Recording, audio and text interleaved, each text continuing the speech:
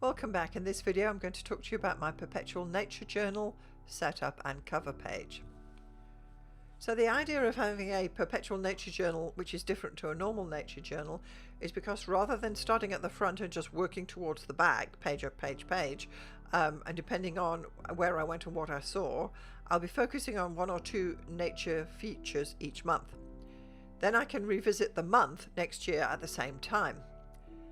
You can start a Perpetual Nature Journal at any time of the year, and I'm starting mine in May 2022, and therefore my first entries will be in the May spread.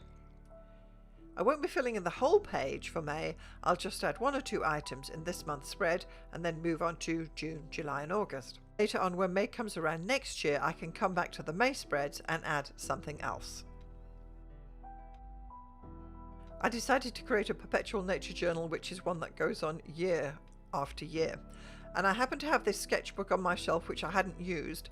It's a Fabriano with 48 pages which gives us 24 spreads, well actually 23 whole spreads and 2 half spreads, with 1 half spread at the front and 1 half spread at the end. So I decided to give each month of the year from January to November 2 spreads, and December has 1.5 spreads, and a spread is really 2 open pages. I counted through and put little tabs on where each new month begins. I chose to work this way for 2 reasons. The first is because I was watching the artist Mini Small, where she says in her sketchbooks she doesn't start at the beginning and work to the end. Instead, she opens a journal at a random page and does a sketch in it there and then. In this way, when you flip through her sketchbooks, there's not this concentrated development of style coming from the beginning to the end, so instead each drawing is randomly nestled in amongst everything else you've done. In this way, it's a more cohesive look at the type of work you're creating as an artist.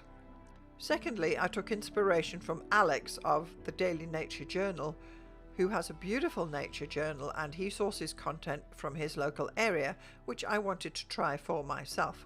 After I divided the journal the way I wanted it with spreads for each month, I then turned my attention to the inside cover page. I spent many days working out whether I wanted to try nature journaling in the first place, and if so, how was I going to set up the journal, and did I need another journal or not, and I didn't want to buy any more art supplies, so I dug around and found a Fabriano sketchbook which had not been used.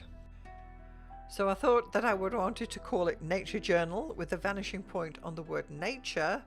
So to start with, I did a sketch on my iPad with Procreate to lay out what I was thinking of, as many ideas were percolating in my head at this stage. I created this quick design using the pencil brush in Procreate, and this is what I'm going to use as the guide for my Perpetual Nature Journal inside cover page.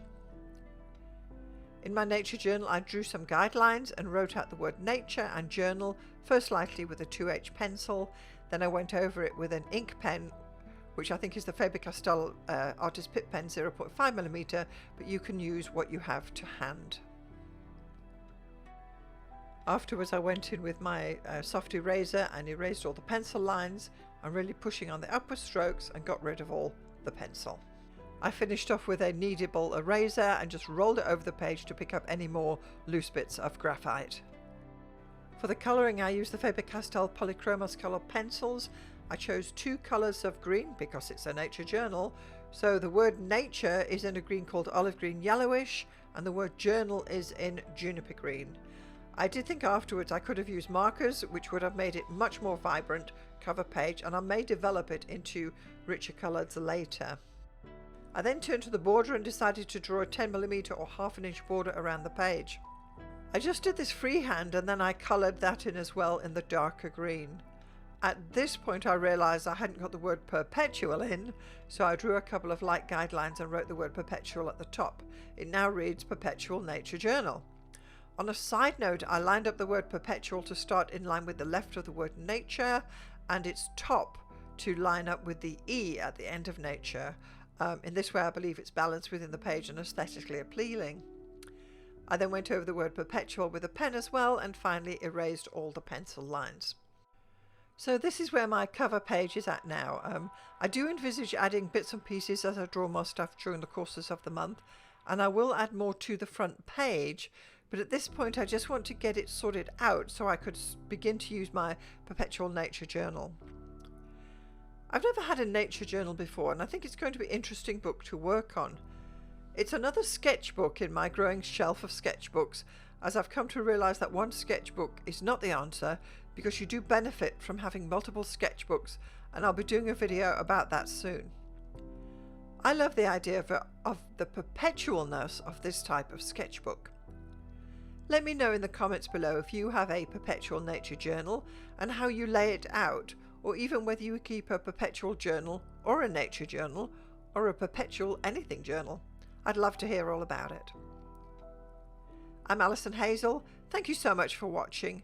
I'll see you next time.